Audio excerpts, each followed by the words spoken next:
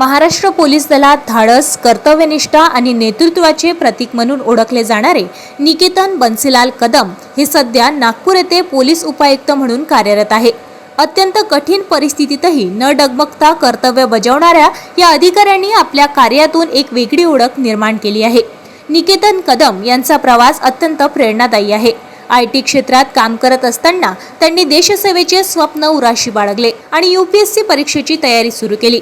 तिसऱ्या प्रयत्नात त्यांनी 501वी रँक मिळवत यश संपादन केले आणि PSI अधिकारी बनले। त्यांच्या या जिद्दीने अनेक तरुणांसाठी मार्गदर्शक ठरले आहे।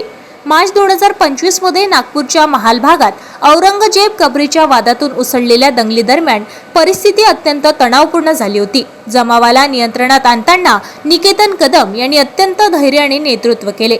याच वेळी एका 15 वर्षीय मुलाने त्यांच्यावर कुऱ्हाडीने हल्ला केला। त्यांनी प्रसंगवधान राखत हातावर वार झेलला, मात्र त्यात ते गंभीर जखमी झाले।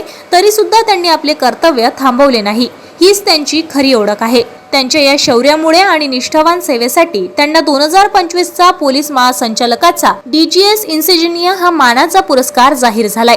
हा सन्मान त्यांच्या कर्तृत्वाचा आणि समर्पणाचा गौरव करणारा आहे। निकेतन कदम हे केवळ कठोर अधिकारीच नाहीत, तर प्रेरणादायी नेतृत्व करणारे व्यक्तिमत्व आहेत।